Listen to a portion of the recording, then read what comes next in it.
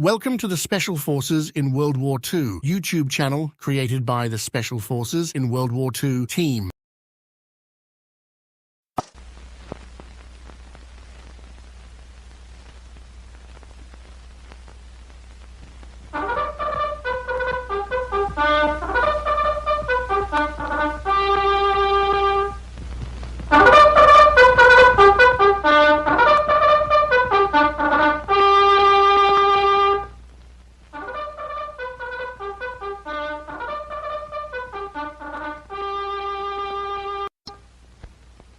We come from all branches of OSS, arriving at a special area to begin our basic military training.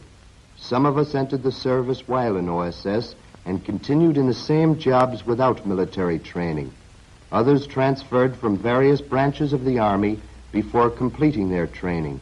Now all of us will undergo the equivalent of the first 6 weeks of the Army basic course, speeded up to 4 weeks to save time.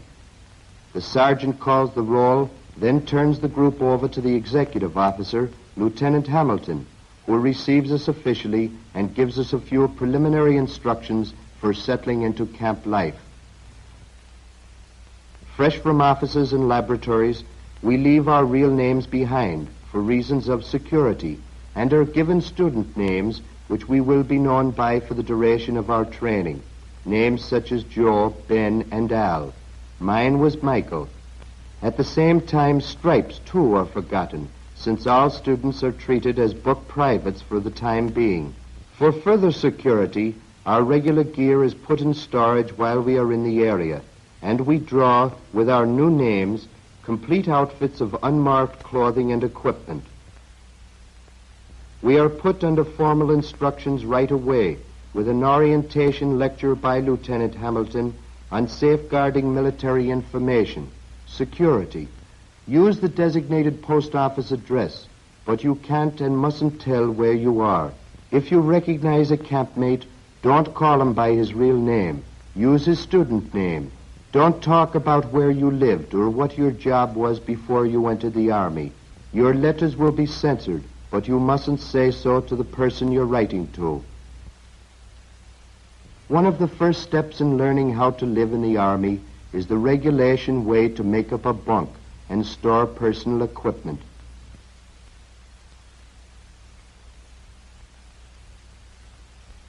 Six of us are quartered in each cabin.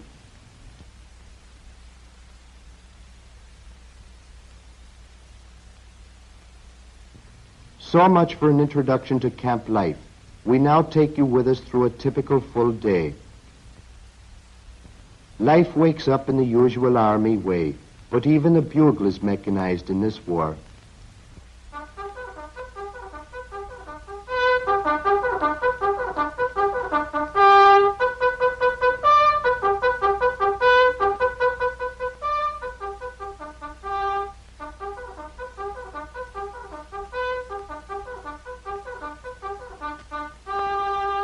All right, you guys. That means you've got just enough time to dress and make up your bunks before you turn out for exercise in the drill field.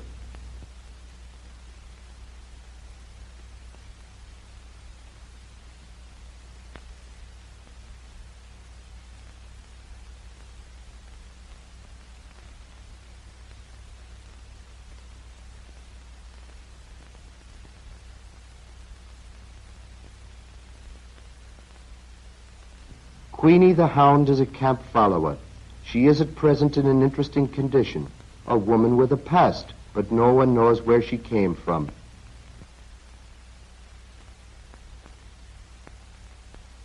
And now G.I. Chow. Since no course in basic training is complete without KP, we each have to spend 1 full day of our 4 weeks in the kitchen. To save training time, most of the operation and upkeep of the camp itself is furnished by the station complement. After morning mess, the real training and soldiering begins, with a long period of drilling, learning steps and facings, and how to obey commands. Various phases of the school of the soldier are greatly condensed. Still conscious of ourselves as individuals, We get first lessons in teamwork, Army style. When we leave, we want to be able to take our places as well-disciplined members of other fighting units everywhere in the armed forces. We hope we'll look more like this group, which is further along in its training.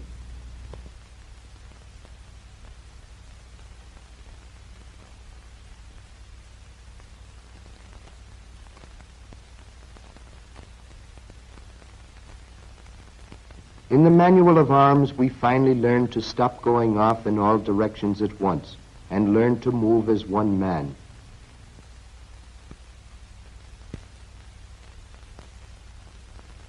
We are all types, but we have only one purpose, and it isn't long before we begin to show that we're getting trimmed down to fighting condition.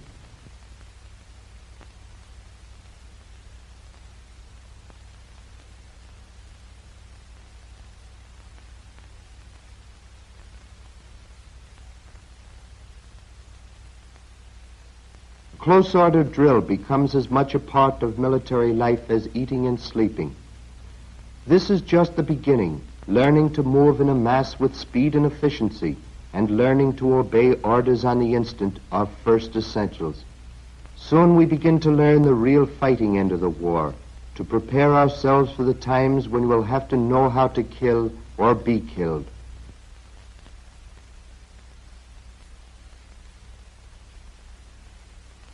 Short thrust, long thrust, slash, and smash with the butts. We learn that in hand-to-hand combat, the rifle has many uses, and that's about a morning's work. Then after chow, mental work in the classroom balances the morning's stiff physical workout, but takes just as much attention. First aid is programmed for the entire afternoon. The medical officer shows when to apply first aid, as in the case of broken bones, and when not to. He uses every method of instruction offered by the Army to make his lessons stick. One of the buys is fixed up as a casualty. Visual aids, such as charts,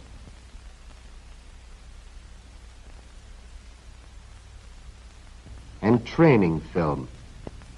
With these methods, he makes clear how, as individual soldiers in combat, we can prevent injuries to ourselves and our comrades from having serious effect until expert medical aid can be given.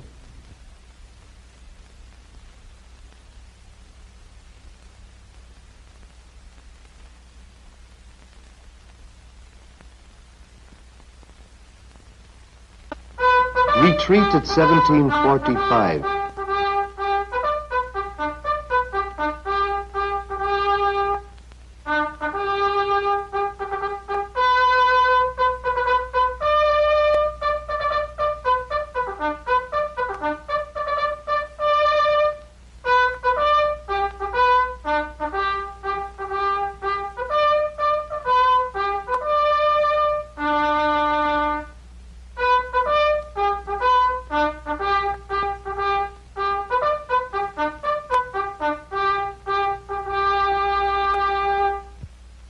Mail call is a breather at 1900 following evening chow, but we don't have any time to answer those letters yet, for if the course is to be finished 2 weeks ahead of the regular basic schedule, the working day must go on long after supper.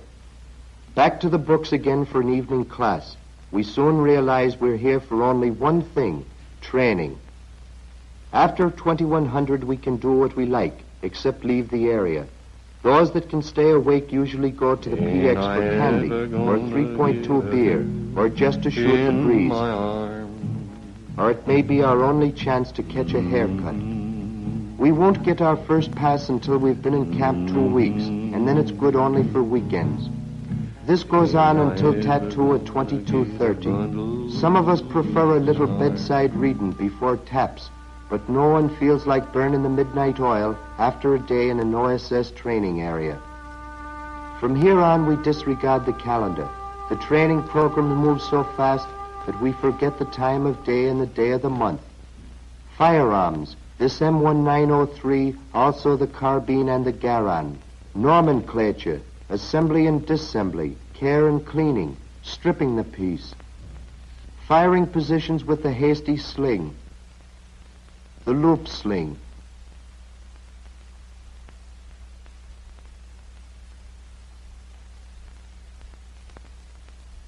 getting to the ground quickly and in position for uninterrupted firing. Too late might be forever. First a dry run without bullets to get the feeling of the rifle. Then we spend a whole day on the 200-yard target range. Drawn, kneeling and standing positions.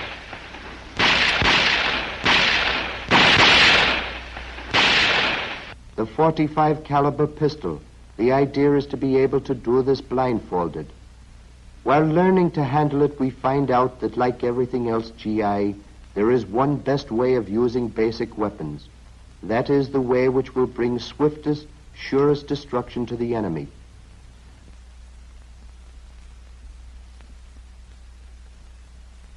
This campmate of ours isn't acting. He's too busy for that like the rest of us. But we think there's something in his face that expresses the way we all feel about our training.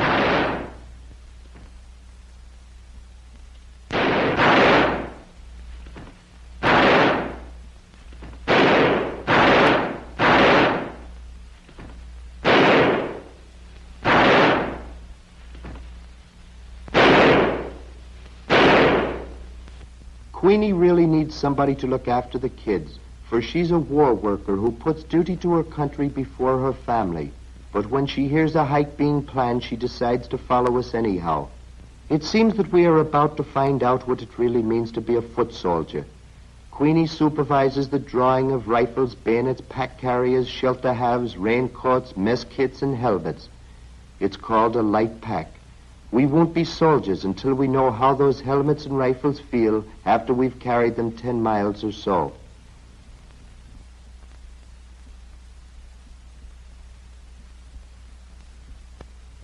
After about a mile of warming up in normal cadence, the pace is stepped up with the familiar command, double time march.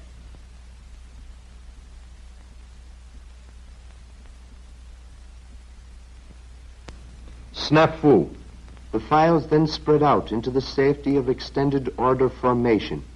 Queenie is still up in front.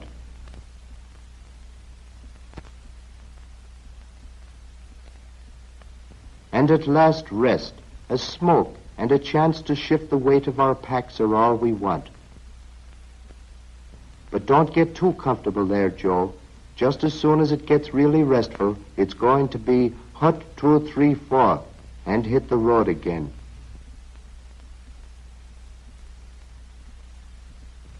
Back at camp, Queenie has skipped. But speaking of dogs, here are a couple of sore ones being inspected for blisters and other sources of infection. That foot on the right carries about a size 15 shoe. And while we're on the subject of inspection, all of us get a formal once-over in our cabins every Saturday morning. This is one of the few occasions when we shed fatigues during our stay in the area. No long-haired Sampsons here. Uniforms must be properly cared for and correctly worn. Equipment must be kept in good condition and ready to go so that there'll be no fumbling when the call comes to get moving. In spite of all this concentrated program, we are not merely getting a theoretical soldier's training. We are living it, learning it, and taking part in every phase of it. After intensive study of demolitions, we set booby traps of various types which we ourselves can improvise. Each trap has a small charge of TNT. The pull type for catching souvenir hunters. The same type filled with shrapnel.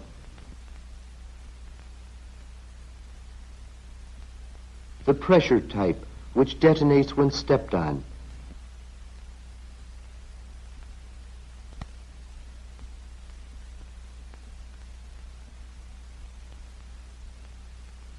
The hand grenade, disguised. One of the boys, temporarily assigned the job of sapper, fails to detect a fatal wire. In training, he will get a chance to be more careful next time. In battle, he could have made only one mistake. This proves that soldiers as well as sailors need to know knots and lashings. They learn how to tie and when to use basic knots.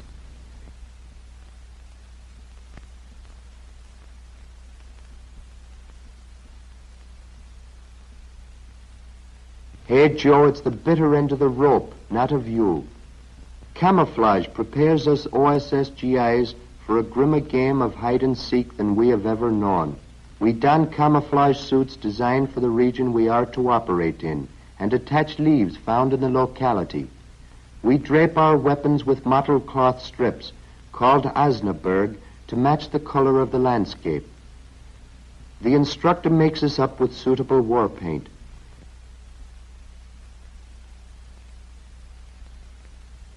Half our group goes into the woods to hide.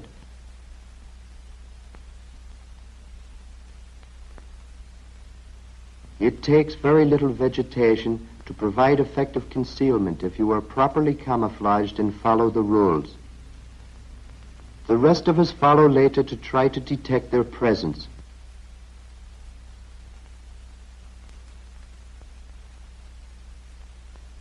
Whether you're hunter or hunted in this manhunt, the soldier who sees first shoots first.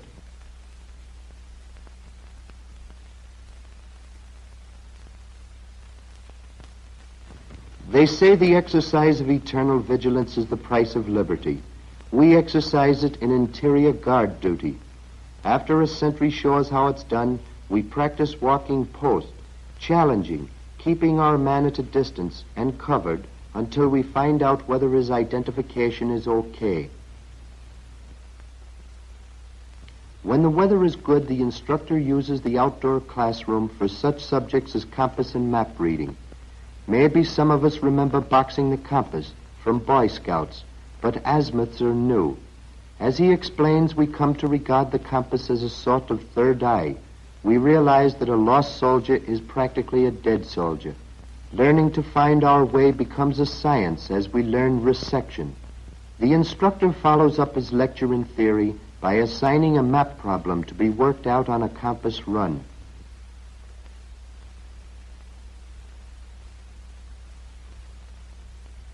Sometime later, no paths, no roads, no familiar landmarks to guide us. We must reach our objective solely by compass and map.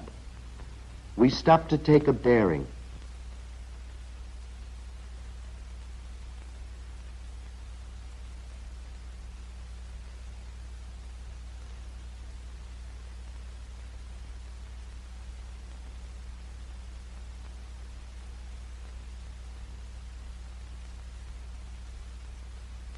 Hours later, most of us have finished, but a few are still trying to find their way in.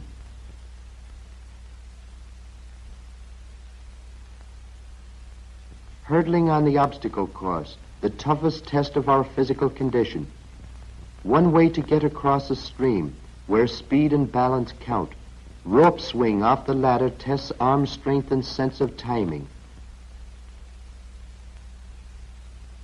A slip off this two-rope river crossing will pitch you into hidden rocks. The scaling wall takes most exertion. We literally have to keep out of each other's hair, pulling ourselves up, over, and down the cargo net.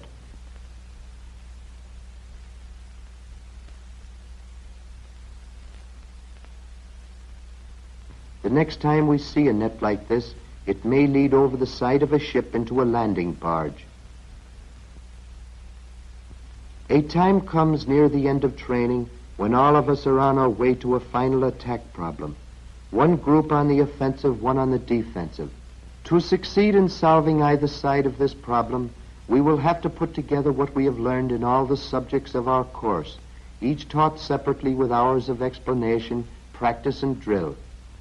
The night before a dawn attack, only the NCO in charge knows where we are going. Our bivouac is at a spot picked for security. Tents are pitched. Each of us is assigned his part in the plan.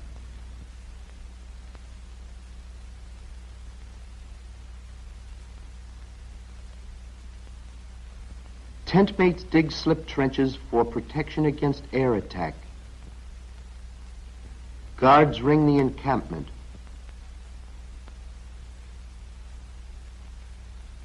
The leader checks on a map the position of the bivouac in relation to the territory planned as the scene of the dawn attack. He takes cover under a shelter half while using the flashlight as a precautionary measure to protect the secrecy of our position.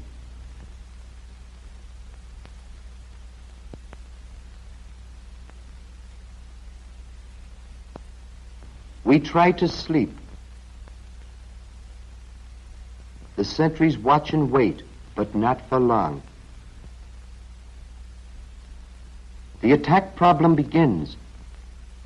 This is the H hour of our course in basic training for OSS men, trying to get across that field to our objective alive, trying to remember instructions.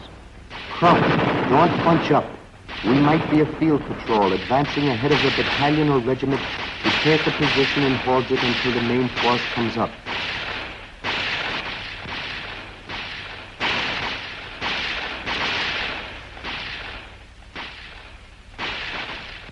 While we are protected in a wooded ravine behind our point they creep cautiously ahead to give the signal for an advance across open terrain. We lay down a smoke screen with grenades to cover the attack.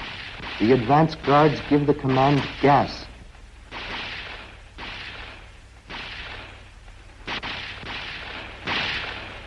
And signal us forward.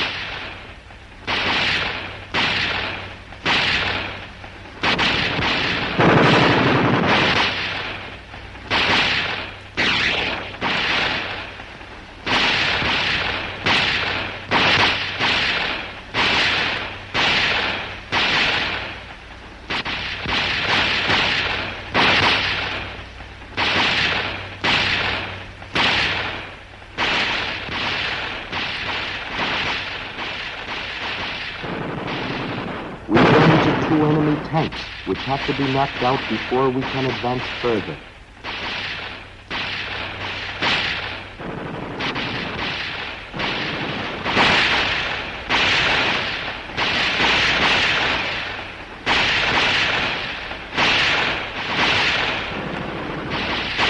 Bring up rifle grenades.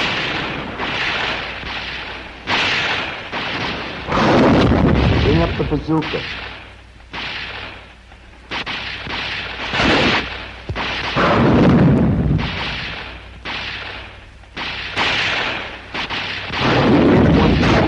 Some of our men move up to finish off the crew of the other with hand grenades.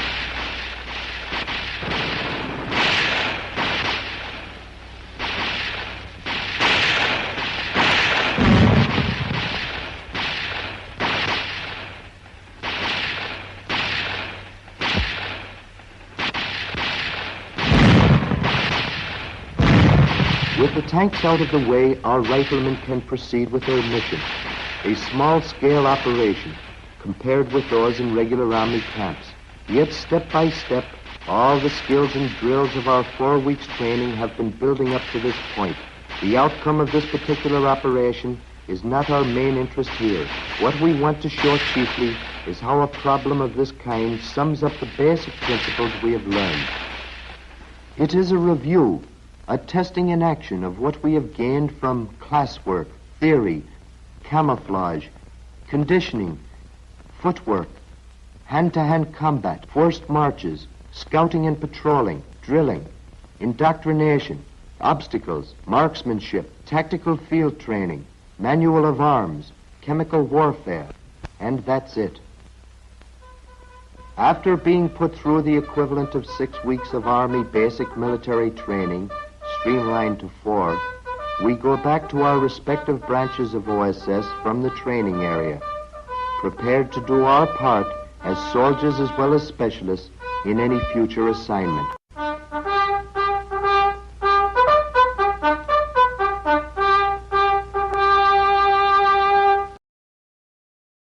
Thank you for watching the Special Forces in World War II YouTube channel an unwavering digital fortress committed to preserving the history of elite and specialized units in World War II. Our mission is clear: to provide a comprehensive view of the elite units and formations that played pivotal roles in the Second World War.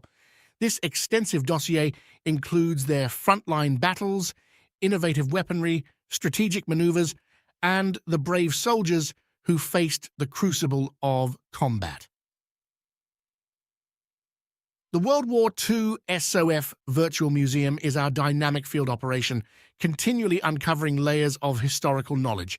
We also maintain outposts on Facebook, Instagram, and YouTube to enhance our information dissemination. If you possess relevant intelligence to support our mission, don't hesitate to share it with us. Your contributions will be prominently featured in our operational archives. For those willing to provide substantial support, visit our Patreon forward base and enlist. Your backing is crucial to sustaining our mission.